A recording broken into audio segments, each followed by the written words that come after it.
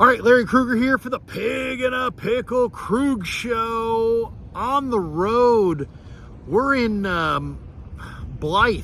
We're on our way to Arizona for a little cactus league, little golf, me and the boys, having a good time. You get out on the road and what happens? Suddenly, everything, the S hits the fan and all kinds of moves come down. So Debo Samuel has been traded to the Commanders for a 5th round pick. I think I joked on Twitter about a month ago that he would fetch a 5th, that the Niners would want a 5th, and that they ultimately would get a 5th, and they got a 5th. So I think I know my team pretty good.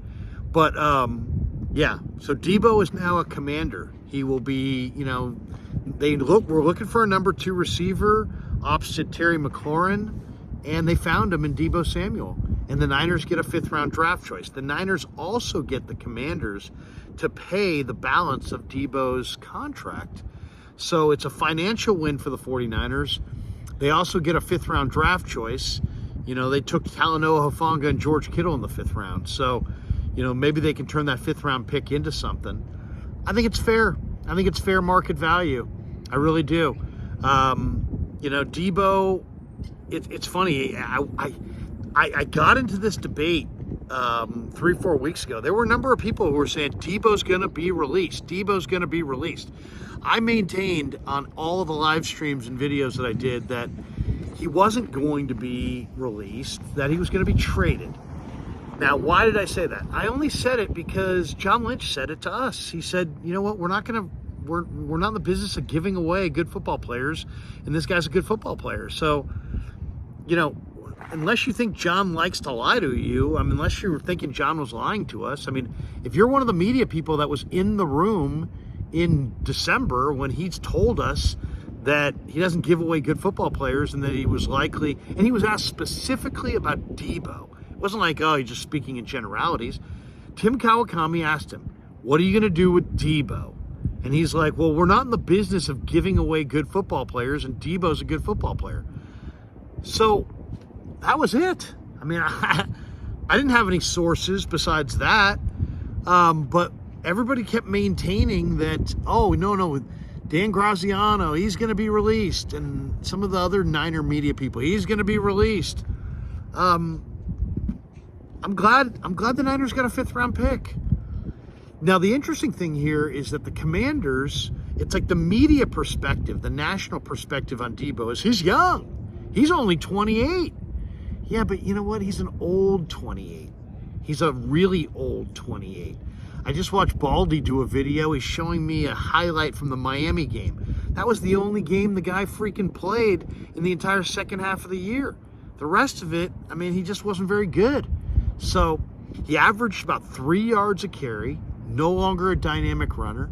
But you know what? I think other people look at him and say, you know what? The Niner, he's 28. But, as you and I know, if you watch the Niners, he's really more like 33 or 34 as far as real football age. He's run through people his whole career. When you run through people, you're done at 28. So is he done? No, he's not done. If he gets into amazing shape, he could have one really impactful year for the Commanders. And that's what Peters is hoping for. That's what Dan Quinn's hoping for. They're hoping to catch lightning in a bottle. They want to win the Super Bowl while Jaden Daniels is still on his rookie deal. They got a young quarterback. He's precocious. He's young. But he's really mature. He's ready to win games. And so last year they brought in a bunch of free agents. They got a ton of cap room still, and so they had room to take on Debo. And for the Niners, it's a win because you get someone to take Debo's money. You frees up more money for you to spend elsewhere on the roster. And so somebody pays Debo's money. You get a 5th round draft choice. Now, what's coming next? The latest talk is about Brandon Aiyuk, and we'll see. We'll see about Brandon Aiyuk. I do think that John Lynch has already given us an indication that if there is any team out there that's willing to take on all or a large chunk of Brandon Aiyuk's remaining contract, I think the 49ers are going to would even be willing to pay some of that money to move him on. I think the 49ers are going to move him. I really do. I think they're going to move off of Deebo and Aiyuk in the same offseason. I think Aiyuk's going to be gone. Now, I predicted a 5th round pick for Deebo. Should I try to make a prediction for Aiyuk? I'll say this. I'll say two day 3 draft choices and a player. That would be my guess. He winds up going somewhere for 2 day 3 picks in this upcoming 2025 NFL draft and a player. That would be my guess. I do think they'll move him. I think they're going to look to replenish their wide receiver core in the draft and possibly in free agency. Who are they going after? It's hard to say.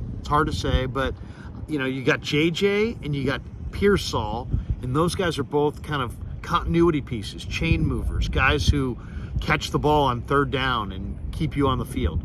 What you don't have is that dynamic vertical threat. You don't have that big outside receiver who's like the best receiver on your team. I love Luther Burden, the 3rd from Missouri. He had a good 40 today in Indy at the Combine. Love Luther Burden.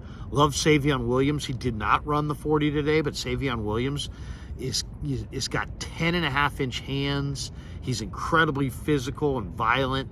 I think, Savion Williams, who knows? You might be able to get Savion Williams in the 5th round for the pick that you just got for Debo Samuel. So Deebo went for a 5th. I thought he would go for a 5th. He did go for a 5th. The real bonus is that the Commanders pay the contract, and that helps the 49ers build out their football team going forward and save some money on the cap in a year where they're paying Brock Purdy. Now I think Aiyuk's next, and I think Aiyuk gets moved as well. I'll say Aiyuk I'm not sure where he's going, but I would say Aiyuk gets moved for 2 day 3 picks and a marginal player. That would be my guess. I don't think it's going to be big. And, I think John Lynch has already kind of given us indications that this is the direction they're going.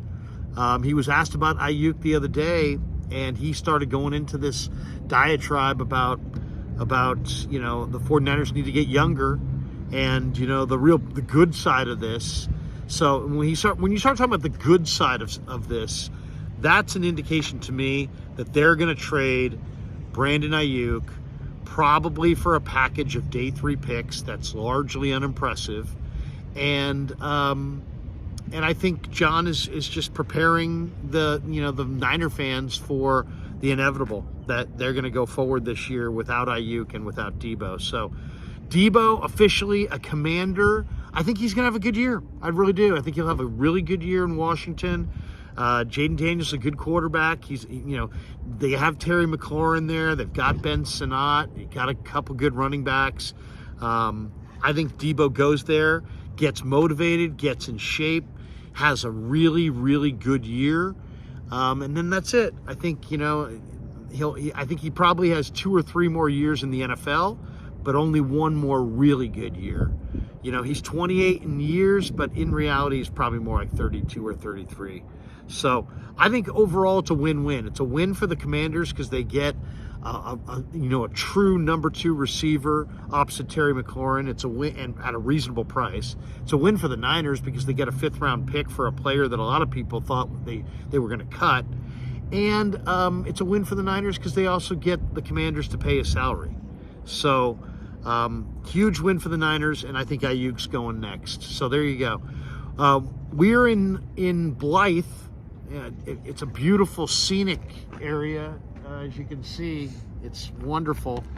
We're near La Paloma restaurant here in downtown Blythe, where shit's popping. I mean, it's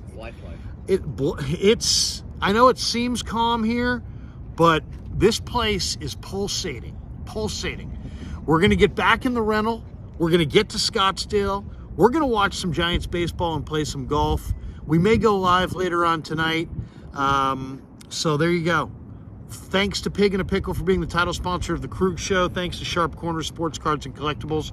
And of course, for our spring training trip, we have 2 brand new sponsors. Claw Daddy Arcades, our sponsor of the spring training trip, and LearnKey. And if you want to know more about them, the link is in the description below.